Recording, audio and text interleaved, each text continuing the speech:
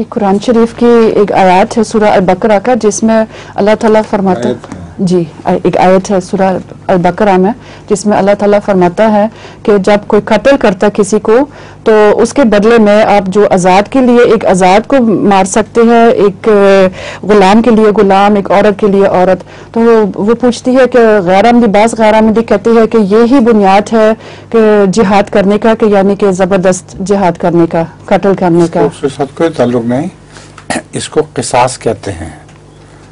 اگر کسی غیر علاقے میں کوئی شخص مارا جاتا تھا اور یہ پتہ نہیں لگتا تھا کہ وہ کس نے مارا ہے تو قوم کو تاوان بھرنا پڑتا تھا. اگر وہ آزاد تھا تو قوم کا آزاد پکڑ کے اس کو مارا جائے گا، قوم کو خود پیش کرنا چاہیے. اگر وہ غلام ہے تو قوم کو اپنا کوئی غلام پیش کر دینا چاہیے. اس خوف سے کہ پھر پکڑا جائے گا وہ قوم قتل و غارت سے، رستے لوٹنے سے باز رہتی ہے. اس کو قصاص کہتے ہیں. اس کا اس مسئلے سے کوئی تعلق نہیں جو یہ بیان کر رہے ہیں. آپ کو پتہ ہے سانسی بلی کھاتے ہیں سردیوں میں. سانسی ایک قوم ہے ہمارے، وہ خانہ بدوش، وہ سردیوں میں بلی کھاتے ہیں اور اس سے اتنا گرم ہو جاتا ہے جسم ان کا کہ ان کو پھر بالکل سردی نہیں لگتی، ایک قمیض میں ہی پھریں.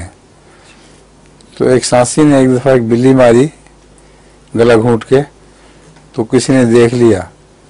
اس نے کہا تمہیں پتہ نہیں اس کی عرش جو ہے وہ کوک اس کی بلی کی عرش تک جاتی ہے. اس نے کہا میں نے اس کی کوک نکلنے ہی نہیں دی، گلے سے نکلے تو عرش تک جائے نا. آپ نے سنا ہوا ہے؟ اچھا لطیفہ بھی تھا آپ کا کوئی؟ لطیفہ نہیں، کوئی واقعہ بچہ کا واقعہ. اچھا واقعہ سنا دیجیے.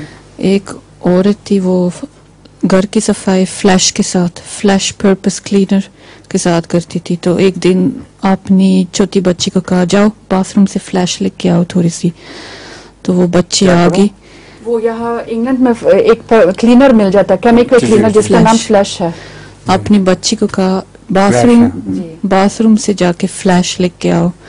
تو وہ بچی چلی گئی، واپس آ گئی باکٹ میں پانی کے ساتھ. تو ماں کہتی یہ کیا ہے؟ کہتی آپ نے کہا فلیش لے کے آؤ تو میں نے ٹوائلٹ میں فلیش کر کے اس کا پانی لے کے آئی. اچھا ٹھیک ہے.